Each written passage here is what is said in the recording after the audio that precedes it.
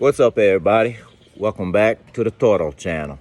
Some of y'all might want to grab a drink for this one. Or what I'm about to tell you would just be something you can shrug off without one. Or what I'm about to tell you might teach you a thing or two. You might learn something. Or you might just shake your head. Or you might laugh. Or whatever. All good.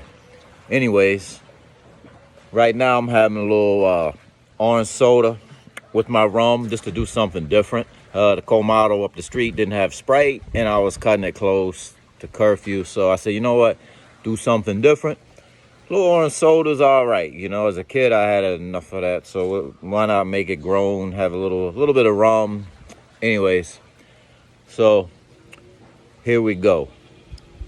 So a couple of years ago, I was still living in Florida. And for those that don't know my history, it goes the D.C. area, Northern Virginia, to Newark, New Jersey, to Florida, before mostly living here the past 7 months. So up until 7 months ago, I would come down 2-3 weeks, 2-3 times a year.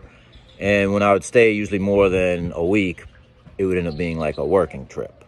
So anyways, let's go back a couple of years. We'll say October-ish for reference as the month. This is the timeline is important in these kind of things.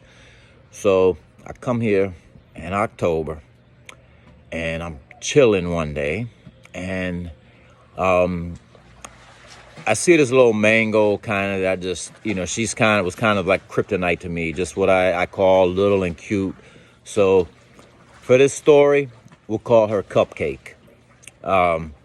So me and Cupcake handle our business, and, I was only here for like a week at that point. And then I get a number for future reference for another time. Well, fast forward from then, like 3 months, and I was visiting the capital. A lot of times she spends time, or that's where her family is, in Santo Domingo. So I said, you know what? Be kind of nice to hit her up, see if she's on this end. So I hit her up, and she agrees to come meet up with me in Santo Domingo. So, we're hanging out, and immediately I noticed that her face is looking a little fuller.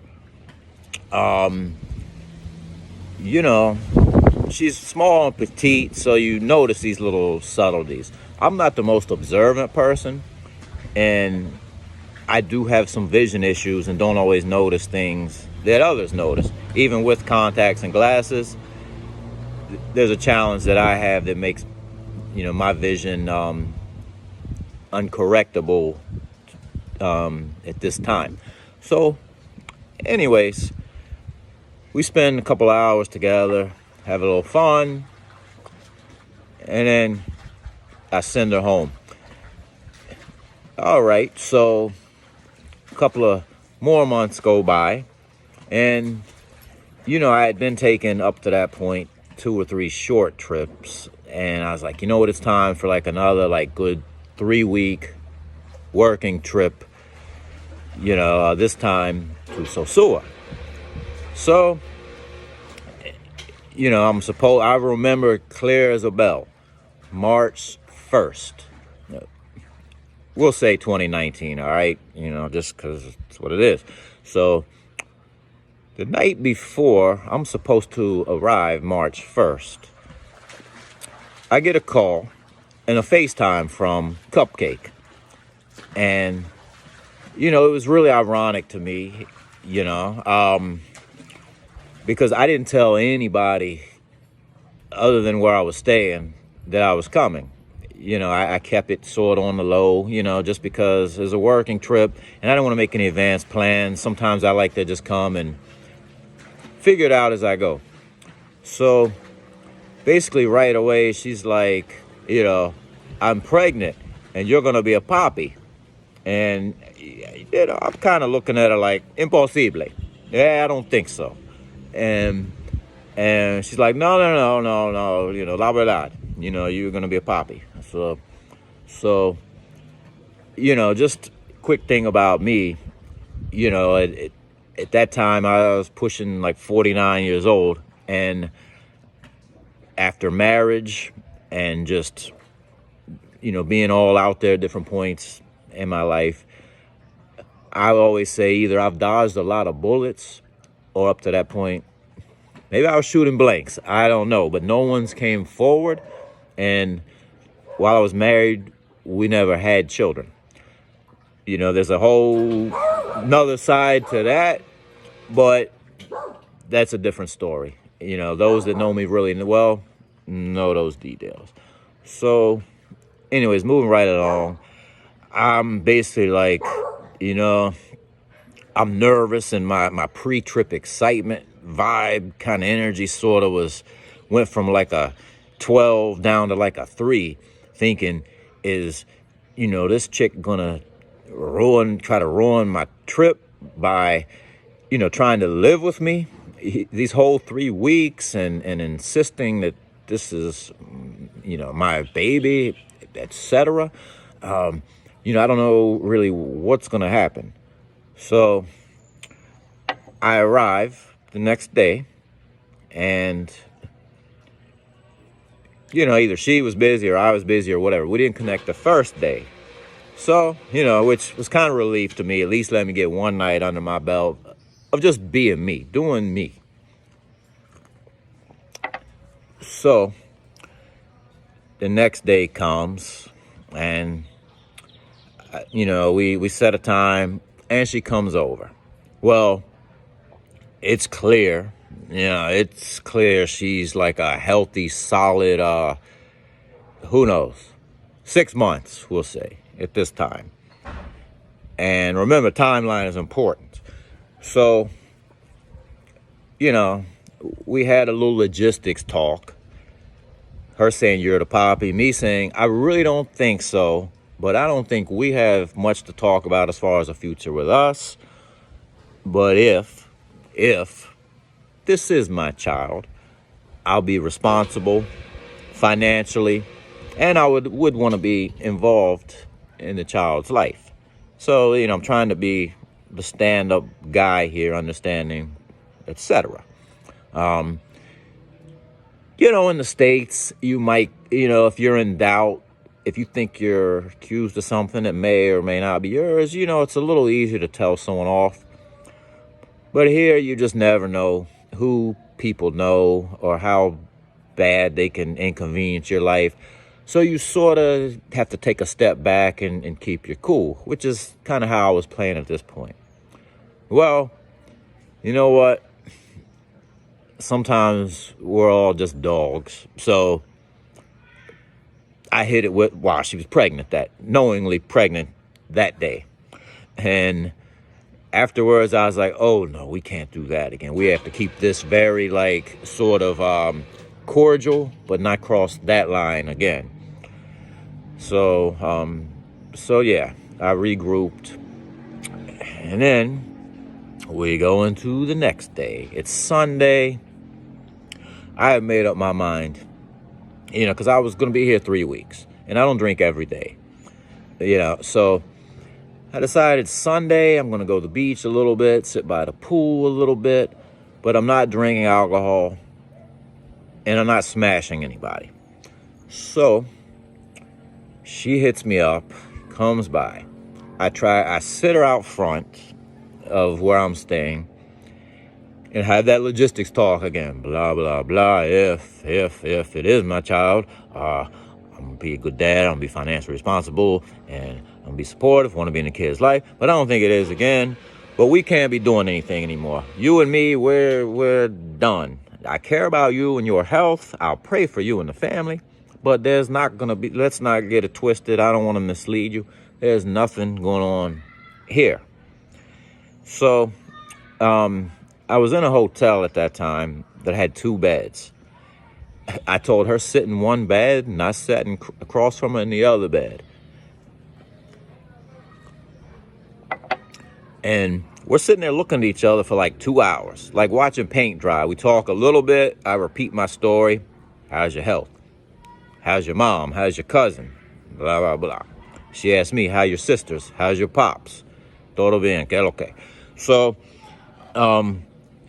then all of a sudden, after a little bit, she's got this like sort of strained look on her face, and after doing nothing but looking at each other like 2 hours, she's got this strange sort of concerned look on her face, like, and she says she doesn't feel that well.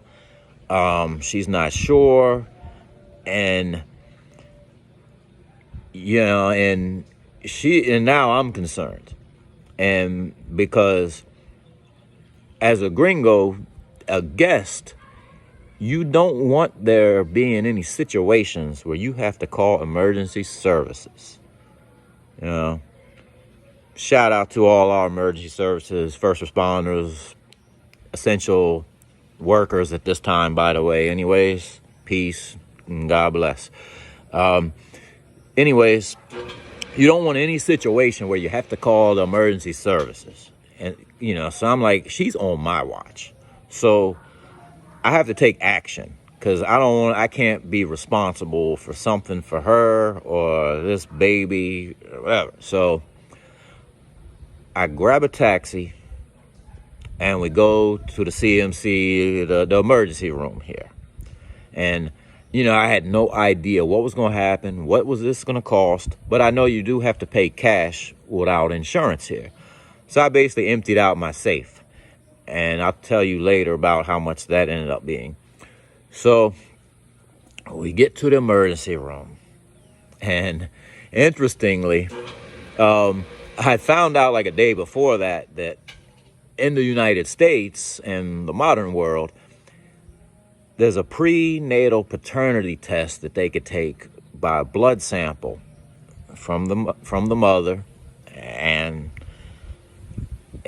also take a sample of the expected father and determine paternity after like 7 weeks or something. And on one hand, I'm like trying to get her, we get her situation, and I'm like whispering in the doctor's ear because I'm all like flipping out too, like how do I sooner than later find out a way to clear my name? So I'm like, can we get this test here? And and he's like, let us take care of her, maybe you can get that test in the Capitol. So anyways, she gets in there, they hook her up to an IV, ask her some questions, and then they ask her for a urine sample. Well, this is when stuff got really real.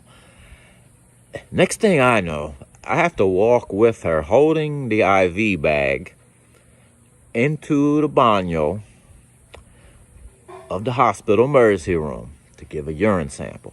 She's tinkling in the cup for the urine sample, and I'm holding the bag above her head so it doesn't drop. And at this point, I'm like, why do I come here for long terms? Why do I spend time talking, getting to know them, making contacts? Why couldn't I just been like one of these gringos, smash and grab, hit and run, be in 3-4 days, and and just leave the carnage for others to clean up? I was like, why couldn't I have just kept it simple? And in short, the reality is I have learned that there is a lot of benefit, to getting to know them a little bit. Some dramas, some side effects, obviously, this example, come along with that. But learning the language, getting to know people, regardless of what level that you want to place them at, regardless of what it is, there is some value and benefit, and it enhances our experience a lot. They're less mechanical, and your mileage does go a lot further when you do form some sort of connection and relationships, if you want to call that, with people. So anyways, after this like moment, we get back into the room and the doctor comes basically, and it was at this time when it reconfirmed that I didn't pick one of the better ones, let alone to get jammed up in a situation like this with, because my Spanish listening skills are crap. On a scale from 1 to 10, they're like a 4 to 5 on a good day, even though my speaking skills might be like a 7 on a good day. So, but the thing is, I'm understanding more that the doctor had to say to her than she did. And he's speaking strictly Spanish. And that's when I was like, oh, she's not very bright. It's just that bad education. I'm not judging her. This is just the reality. So, anyways, we finally get out of the hospital. It cost me, the bill for the emergency room was 4,000 something pesos. You could say a little bit shy of 100 US at that time. So I paid a bill and we're on our way. And, you know, we pretty much, from what the doctor was saying and stuff, that she did need something. She needed blood transfusion or something. And it would cost a lot of money to do that in Puerto Plata or Sosua without insurance. So, you know, her family and better health care, I guess like the Dominican Medicaid or whatever, is in Santo Domingo. So I basically said, you know what, I'm gonna put your ass on the bus, first bus to Santo Domingo in the morning, where you got family support and etc. And you know, I'm gonna give you a little something, because basically at this point I'm buying my freedom. I said, I'm gonna give you a little something so you can eat, try to keep your health right, for the health of you and the child. It's not for nothing else. And I don't want to hear anything from you. I'm not going to do anything more financially. I'm not giving you anything until after we can confirm the paternity of the child. So we get back to my hotel, and I count out basically what I had in my pocket, which was everything in the safe. And it was like $250 worth of pesos, basically. So, which in this country, that, you know, if somebody's not paying rent or they're living with family or whatever, they can live a month or two, you know, or whatever, off of that. So that's that, you know. And I will, let me rewind real quick. She did try to show me a picture of an ultrasound from her phone. Her phone's much smaller than mine, and with the vision issue, I didn't make it out really clearly what it said. So I sort of dismissed it at that time, and I'm going to come back to that. So she's in the Capitol. I wasn't planning on drinking that Sunday, but at the emergency room visit, you know your boy had to, you know, have a couple Santo Libres later and a little bit of fun just to feel normal again. Take a deep breath. You know, we have her gone a while. And then it starts like, you know, a day or two later. Can you send me something? And I just said, no, I have a lot of bills at this time. You know, I hope the health of you and the child are well. I wish the best for you and your family. A day or two later, you know, blah, blah, blah. Can you send me something? No, I'll pray for you and your family. Couple of days later, so this went on for the full 18 days or so that I was here. And actually, if you're one of the weeks, like maybe the second weekend, actually there was one day where things got really sort of hysterical. Her different people were using her phone, texting me, saying they were her mother, her cousin, her sister, saying that the baby's coming, like they're doing an emergency C-section. They need money for a blanket, milk, pillows, or whatever. And you know, I'm like, I don't know, this sounds crazy. And I'm telling the family, I don't know, can't be my baby or whatever. So just to try to really like put this to rest and figure out what's going on, I go to the hotel manager where I'm staying. We've known each other a while, and he's the most truly English-speaking, bilingual Dominican that I know. So I asked him to call her and try to sort this out. He's like, I'll be glad to help you out any way I can. So he calls her, and I'm standing there, and, and he's talking, what's going on, and she's telling him emergency C-section, whatever. And he asked the pertinent questions, like, how many months are you? How far along are you? And I could overhear through the phone because the volume's high intentionally. And she says, I'm 6 to 7 months. And I'm like, boom, I've known her 5 months. No possible. So anyways, later, she texts me and we didn't get back into the C-section, what was going on, but she's like, I'm like, you just said with your own words, 6 to 7 months, we've known each other 5. So how can this be my baby? And she, she's like, well, you're not God. You can't determine that or this or that. I never claim to be God. I would never I don't put myself on a pedestal to be anything but, myself. So anyways, a week or two later, I go back to the States, and one day I'm just sitting there, and I happen to get a text. It says, oh, the weight of the baby's not, this baby's not gaining weight. The weight's low. I need some special protein or something to get the weight up. Can you send me something? And I said, before I said no, I said, can you send me the picture of that ultrasound again that you showed me from your phone, back when I was there? And she sent it to me. And then, I blew it up, forwarded it to myself to look at it on the big screen of my computer. I had a second set of eyes that can read all the Spanish details a little better than me. And she said, as of January 10th, she was 19 weeks. And then let's rewind back to when I saw her in Santo Domingo. Thought she was a little puffy. And I may have skipped this, but I asked her directly, are you pregnant? And she gave me some long moon in the stars. If the stars align on a rainy Tuesday, once I get off this birth control that my mother, who's a doctor, prescribed me, I can have children if I'm blessed to do so. That was like January 18th. So a week before that, she had that sonogram that told her she was 19 weeks.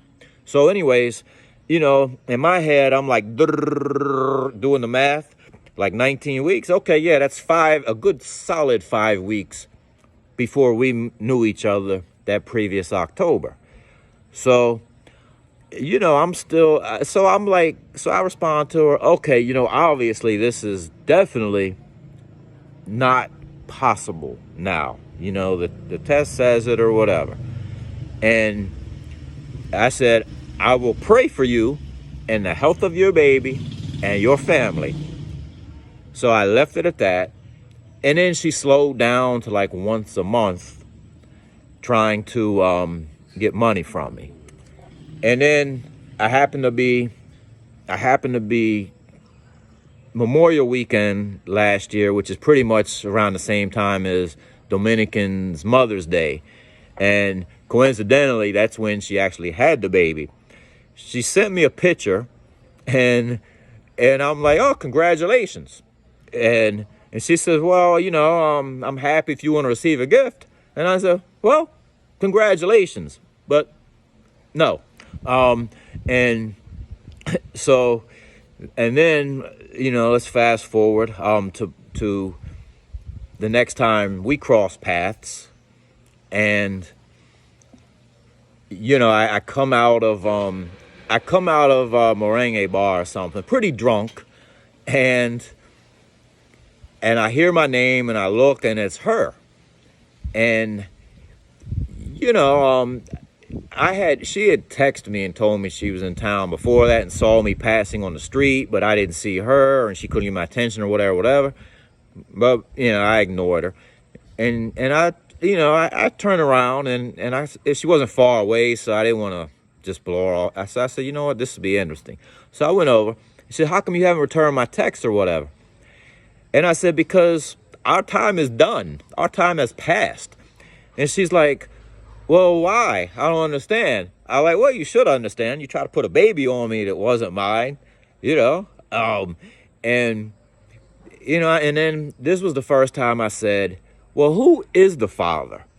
And she said, well, it's some gringo, but he's just really bad. Muy malo. He's not doing what he's supposed to do or whatever.